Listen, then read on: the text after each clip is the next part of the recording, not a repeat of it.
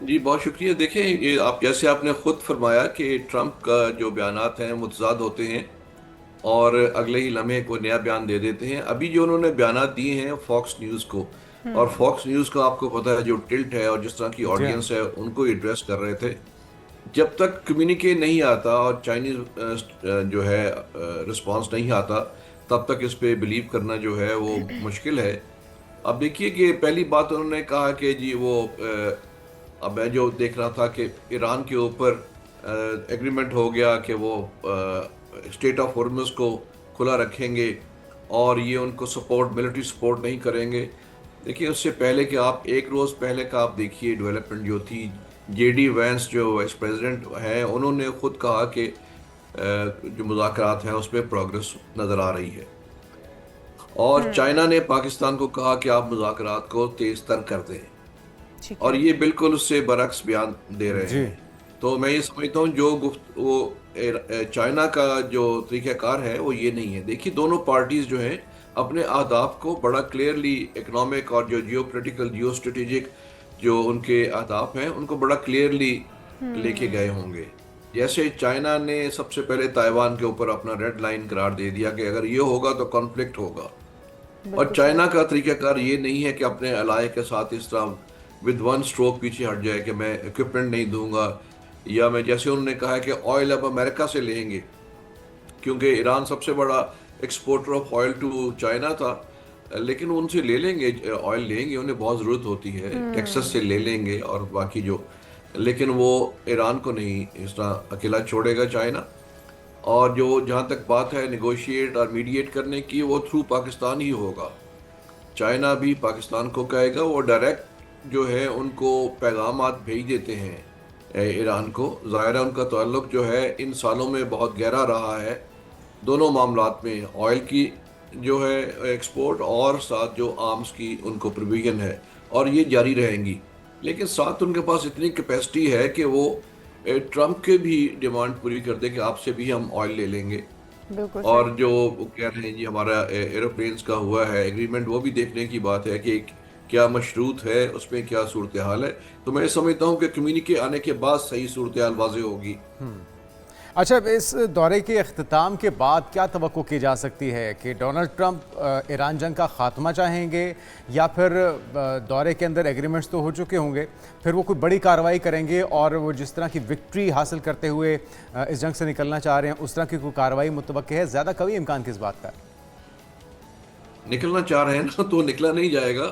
तो मेरा नहीं समझता कि दोनों के पास ये, जैसे मैं पहले अर्ज करता रहा हूँ, एपिटाइट नहीं है मजीद जंग का।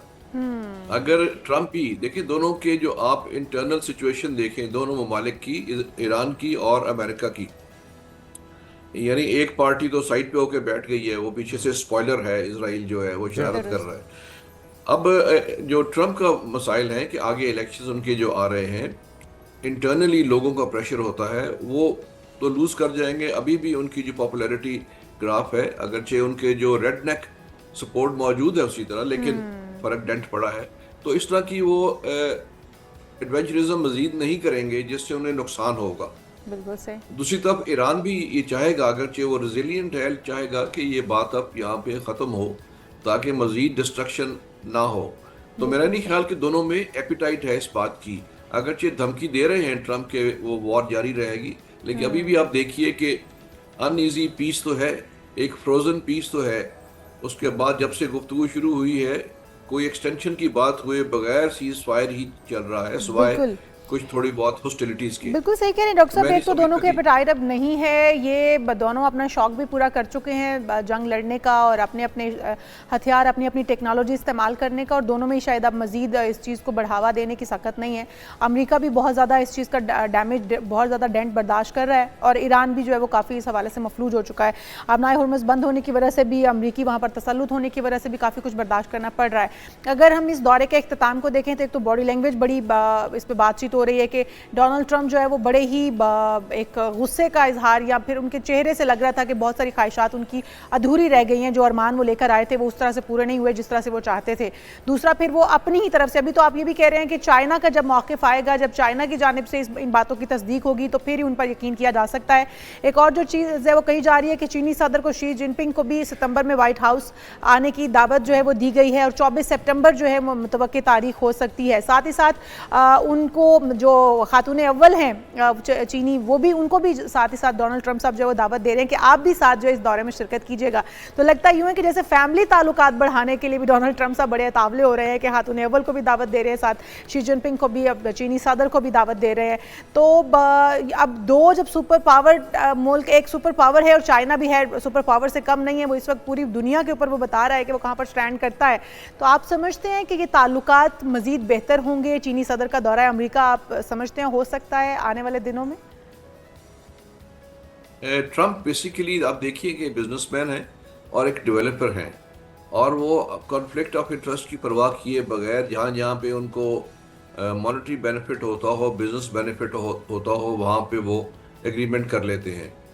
और यहाँ भी चाइना से बड़ा इन्वेस्टर या उनका सपोर्टर कौन हो सकता है इस माली मदद में, तो उसको वो करने की कोशिश करेंगे कि किसी तरह वो यहाँ पे आएँ, उनके बिजनेसेस यहाँ पे आएँ और वो यहाँ पे जो अपना भी इंटरेस्ट है वो भी वॉच हो जाए। तो मैं समझता हूँ कि ये एक लिहाज से तो ठीक है कि वॉर के बजाय बिजनेस हो जाए, और चाइना की कैपेसिटी है कि उनकी वो रिक्वायरमेंट्स मीट कर लेगा। और जब आपने उनको बुला लिया वाइट हाउस पे, तो उस दौरान आप इस तरह की हरकत नहीं करेंगे कि आप हमले करें ईरान के ऊपर, जिसका क्लोज कनेक्शन है चाइना के साथ। और चाइना का भी जो आप देखिए कि वहाँ स्टेट ऑफ हॉर्मुज़ से कंटेनर्स जाने होते हैं, उनको भी वो हिट हो रहे हैं, तो वो भी जाहिर है को बर्दाश्त नहीं करेगा। तो चाइना इन मामलों में जो है वो बहुत नो नॉनसेंस अप्रोच रखता है। तो मेरा ख्याल है कि ये चीज़ें जो है अच्छाई की तरफ, मुस्बत तरफ बढ़ रही हैं, और दोनों को इस बात का अदराक है कि एक दूसरे से बेहतर ताल्लुकात में ही फ़ायदा है। और चाइना की प्रैग्मेटिज्म ये है कि वो जो अपने उनके जो इश्यूज होते हैं उनको हमेशा वो साइड पे रख देता है। पहले CBMs की तरफ चल पड़ता है कि कॉन्फिडेंस बिल्डिंग मेजर्स किए जाएं, जो मेन इशू है, जो सबसे ज़्यादा टिकलिश इशू है, उसको बाद में रिजॉल्व कर लेंगे ताकि बाकी चीज़ें पहले हल करना शुरू कर दें। तो मेरा ख्याल है अभी भी यही अप्रोच है।